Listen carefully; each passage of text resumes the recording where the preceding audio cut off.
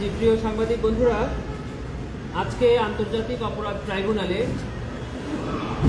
আসামি সজীব আহমেদ ওয়াজেদ জয় এবং জুনায়েদ আহমেদ পলক সাহেবের মামলার অভিযোগ গঠনের উপরে শুনানির দিন ধার্য ছিল। আসামির পক্ষ থেকে শুনানি সম্পন্ন হয়েছে, প্রসিকিউশন রিপ্লাই দিয়েছে এবং আগামী 21 জানুয়ারি অভিযোগ গঠনের উপরে আদেশের তারিখ নির্ধারণ করেছে। অভিযোগের শুনানিতে আসামির পক্ষ থেকে যে বিষয়গুলো বেশি বলা হয়েছে সেটা হলো যে আসামি সজীব ওয়াজেদ জয় উনি বাংলাদেশে অবস্থান করেন না এবং উনি প্রধানমন্ত্রীর উপদেষ্টা ছিলেন। উনি এই জুলাই গণঅভ্যুত্থানে কোনো ধরনের অপরাধ সংগঠন করেন।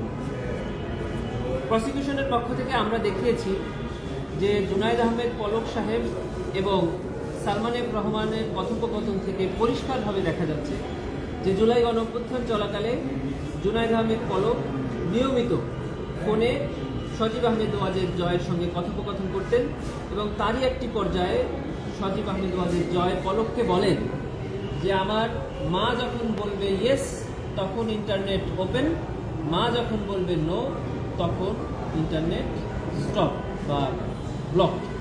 এই কথোপকথন এটি আজকে ওপেন কোর্টে আসামি জুনায়েদ আহমেদ পলক স্বীকার করেছেন যে হ্যাঁ, এই জুলাই গণঅভ্যুত্থান চলাকালে উনি কথোপকথন করেছিলেন, কিন্তু উনি কথোপকথনের সাবজেক্ট ভিন্ন খাতে নেওয়ার জন্য বলছেন যে আমি ইন্টারনেট সচল করার জন্য অনুরোধ করেছিলাম, কিন্তু কথোপকথন যে উনি করেছেন এটা অ্যাডমিট করেছেন।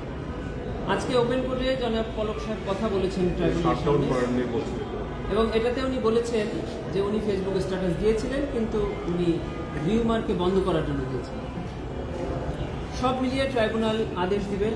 আমরা মনে করছি যে ওনারা যেহেতু অ্যাডমিট করেছে, ওনাদের লয়াররাও বলছেন যে এটি সাক্ষ্য প্রমাণ ছাড়া নিরূপণ করা সম্ভব নয়। অর্থাৎ আমাদের প্রেয়ার হলো যে চার্জ গঠন হবে এবং প্রসিকিউশন সেটা প্রমাণ করতে পারবে।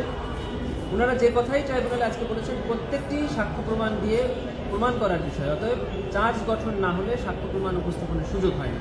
প্রসিকিউশন বলেছে যে চার্জ গঠন হোক, প্রসিকিউশনের কাছে অকাট্য ডকুমেন্টারি এবং মৌখিক সাক্ষী রয়েছে যা দিয়ে প্রসিকিউশন তাদের দুজনের বিরুদ্ধে আনিত অভিযোগ প্রমাণ করতে শুরু।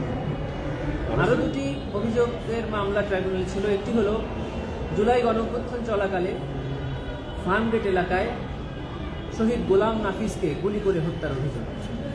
আপনারা দেখেছিলেন যে জুলাই গণঅভ্যুত্থানে একটি ছেলে যাকে গুলি করে হত্যার পর একজন রিক্সাওয়ালা তাকে রিক্সায় নিয়ে যাচ্ছেন এবং তার কপালে বাংলাদেশের পতাকা বাঁধা আছে। এই ছেলেটির নাম ছিল গোলাম নাফিস। এই গোলাম নাফিসকে 4 আগস্ট ফার্মগেট এলাকাতে গুলি করে হত্যা করা হয়।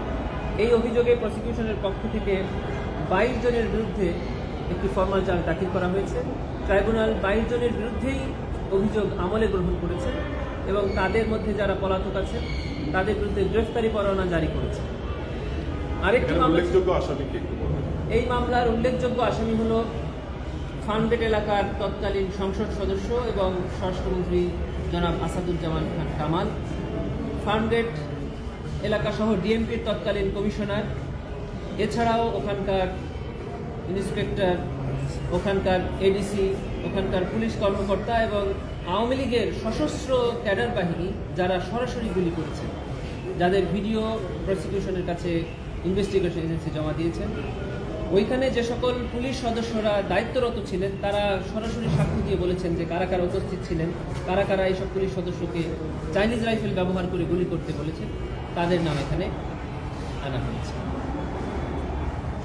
আরেকটি মামলা ট্রাইব্যুনালে ছিল, সেটা হলো উত্তরায় 18 জুলাই শহীদ মীর মাহফুজুর রহমান মুগ্ধ সহ ওখানে বেশ কয়েকজন আন্দোলনকারীকে গুলি করে হত্যা এবং তাদেরকে হত্যার উদ্দেশ্যে জখম করার অভিযোগ।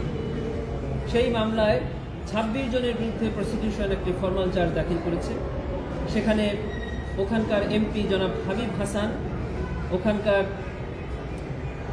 পুলিশের ডিসি জনাব আজিম সাহেব, এডিসি, ইন্সপেক্টর সহ বেশ কয়েকজনকে অভিযুক্ত করে আমরা ফরমাল চার্জ দাখিল করেছি। ট্রাইব্যুনাল এই 26 জনের বিরুদ্ধে অভিযোগ আমলে গ্রহণ করেছেন এবং তাদের মধ্যে থেকে যারা পলাতক আছেন তাদের সকলের বিরুদ্ধে গ্রেফতারি পরোয়ানা জারি করেছে। এই দুটি মামলারই নেক্সট ডেট নির্ধারণ করা হয়েছে 21 জানুয়ারি 2004। জি, ধন্যবাদ সবাইকে, এই কিছু বাজে।